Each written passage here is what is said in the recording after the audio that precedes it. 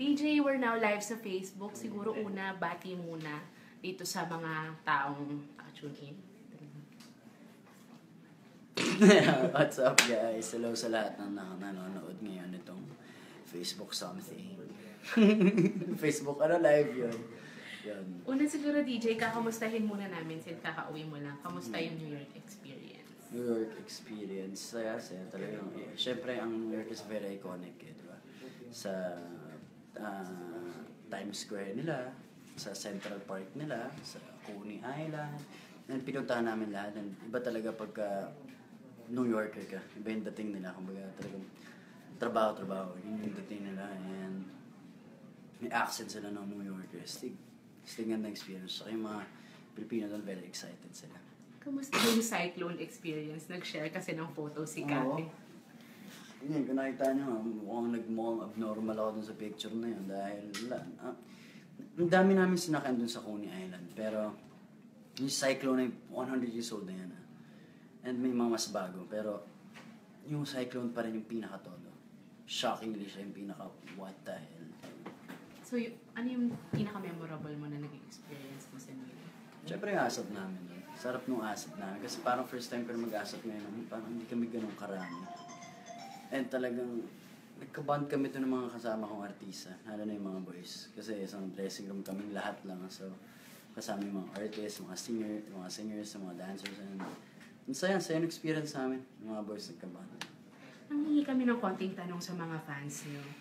Meron silang binato dito ilan. Ano daw? Pili lang, sweet or seductive Catherine daw. Pareho na lang. Maging piloto, maging architect, or director? Lahat. Kailan ka daw ulit magpo-post sa IG mo? Hindi ko alam kay Paolo. Wala hindi ko na ma-retrieve Nawala Ano daw ang ayaw ni Kat na gusto mo? Ayaw ni Catherine na gusto ko? Shit. Ay, sorry. Ano ba? Wala. Ayaw ni Kat, pero gusto ko. Motor. May chance pa bang mabuo ang Parking 5? Wala na. Hindi, pero magkakaibigan pa rin naman. Pero may mga sarili na sila, may mga tinahak na silang mga, ano nila ngayon, like si Katsumi. Nabanda rin sila ngayon ng mga kaibigan ko. And yun, basta tuloy yung rock and roll. Si Lester, hindi ko alam kung tinuloy niya yung rock and roll.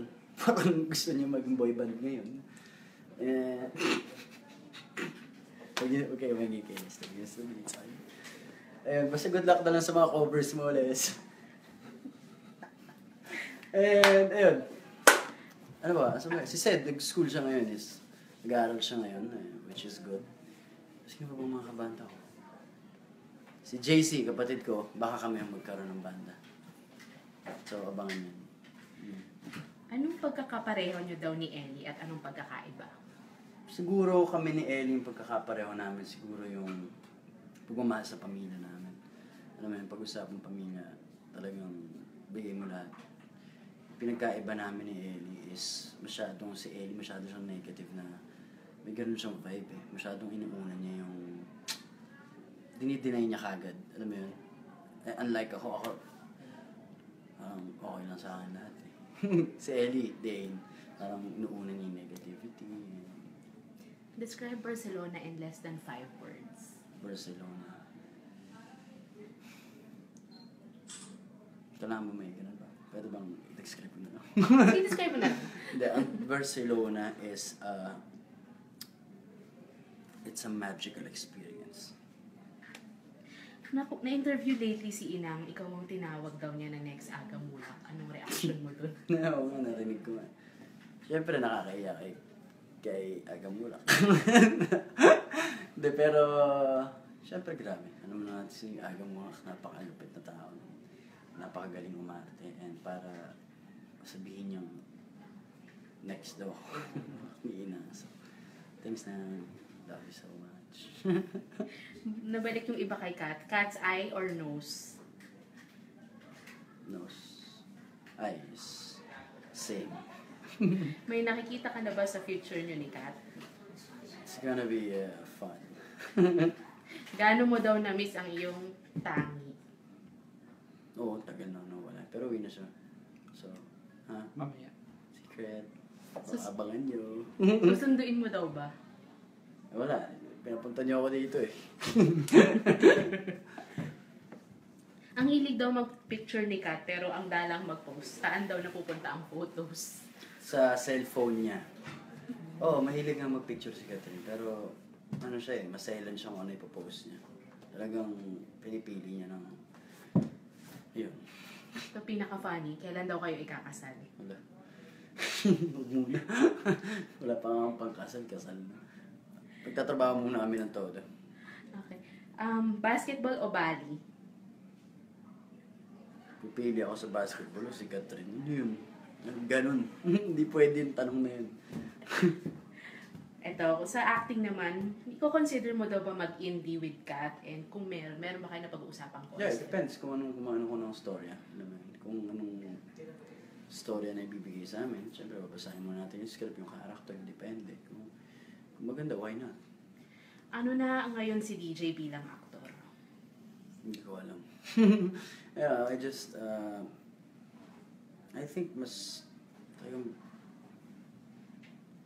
iba na ang ano, parang mas seryoso.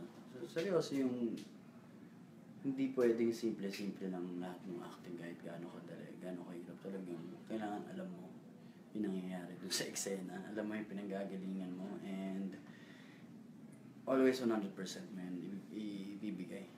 Huwag ka nga alis sa set ng parang, ano mo yun, half-hearted ka sa ginawa mo. Talagang dapat, after eksena, happy ka dun sa ginawa mo. Anong gusto nyong ma-take away ng mga tao sa inyo after watching Barcelona? Yun hindi ko alam. Parang excited na lang ako sa reaction nila. Kung anong masasabihin nila. Parang ako, ginawa lang namin ni Catherine talaga yung trabaho namin. I mean, binigay namin. Binigay namin yung sa movie na ito. Binigay namin ito para sa kanila. Ganda bata ni Lona, no? 14 years old. Last two, mahal mo o mahal ka? Hassle naman na mahal lang ako, tapos hindi ko naman mahal. Hassle naman na mahal ko, so di naman niya ako mahal. Anong tanong ba itong mga to? Tanong nila yan eh! K-pop? Hindi, siguro, mahal ako na lang. Kasi pwede siya mahalin pabalik. Kasi kung mahal ko lang siya, hindi ko alam bakit hindi niya ako mahalin. Last, Wala ako na tanong. naranasan mo na bang magmahal ng hindi pa tapos magmahal ng iba?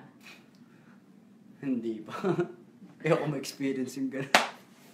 Okay, DJ, maki-invite na lang sa mga... Ayan guys, September 14, Barcelona Love Untold, directed by Olivia Lamasan. And sa September 13 naman is ang aming premiere night. So see you guys there sa Mega Mall yun, and thank you very much.